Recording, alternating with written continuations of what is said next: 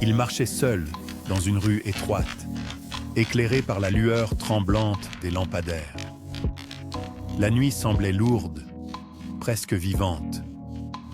Chaque pas résonnait comme une question sans réponse. Depuis des années, il cherchait à comprendre les autres, leurs intentions, leurs pensées cachées, leur silence.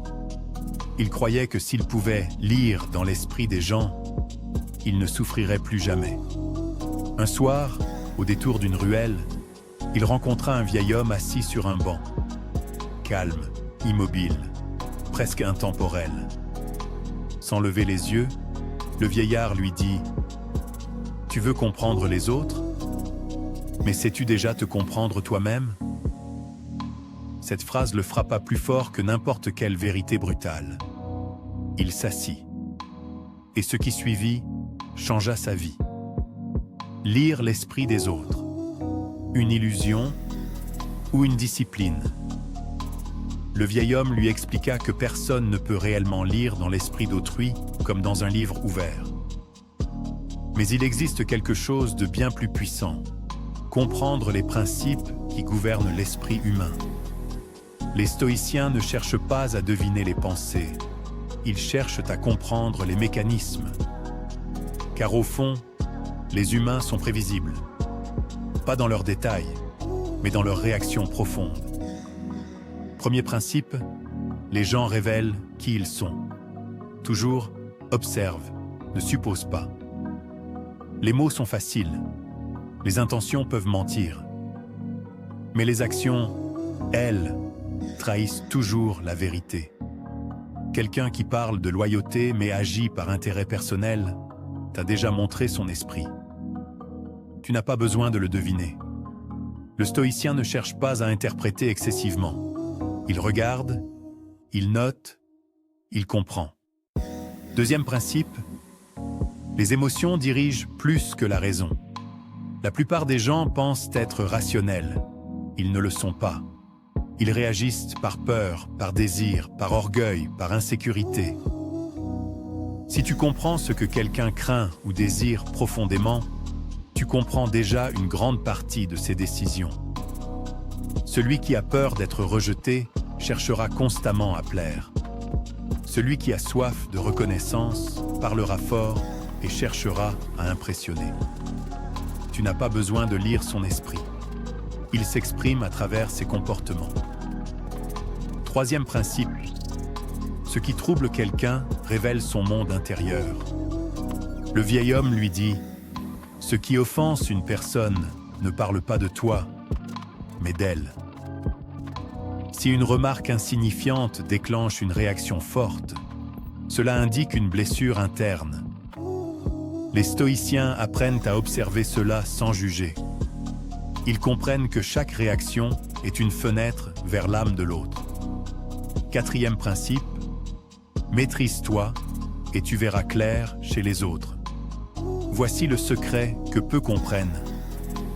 Tu ne peux pas comprendre les autres si tu es esclave de tes propres émotions.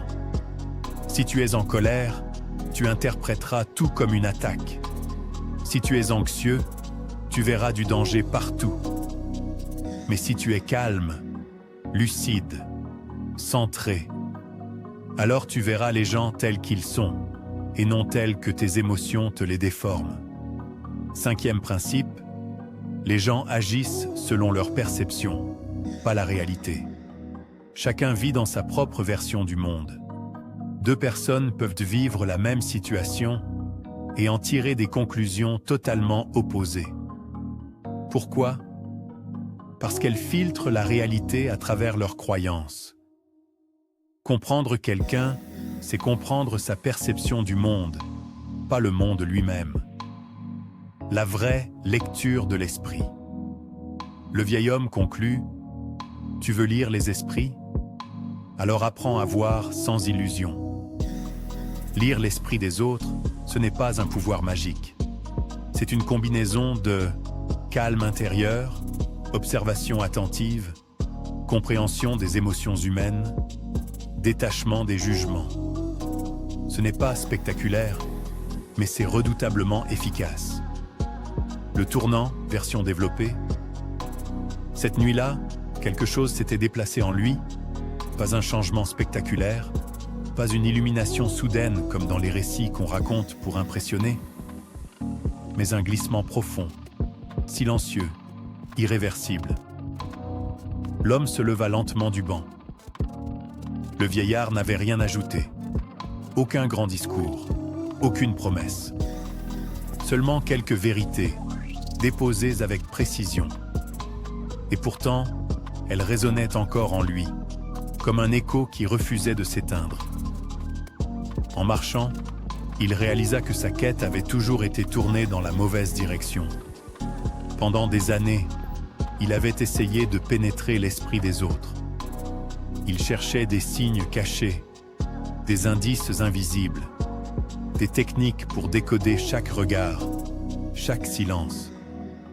Il voulait anticiper, contrôler, éviter d'être surpris, éviter d'être blessé.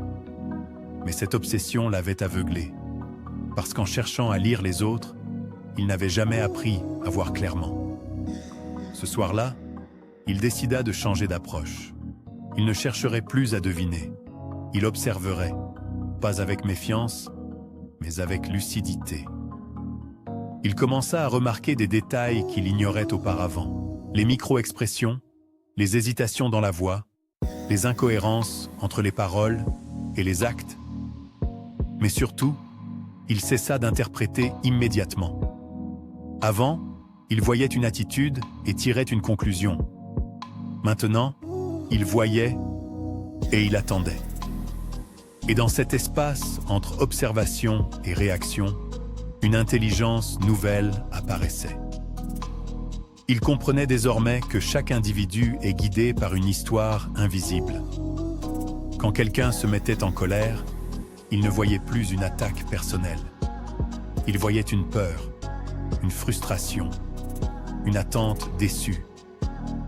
Quand quelqu'un mentait, il ne voyait plus seulement la tromperie. Il voyait une tentative de protection. Quand quelqu'un se montrait distant, il ne voyait plus du mépris. Il voyait peut-être une blessure ancienne. Ce n'était pas de la naïveté, c'était de la compréhension. Mais le changement le plus puissant ne concernait pas les autres. Il le concernait lui. Il commença à observer ses propres réactions avec la même rigueur. Pourquoi cette parole le touchait-elle autant? Pourquoi ce regard le mettait-il mal à l'aise?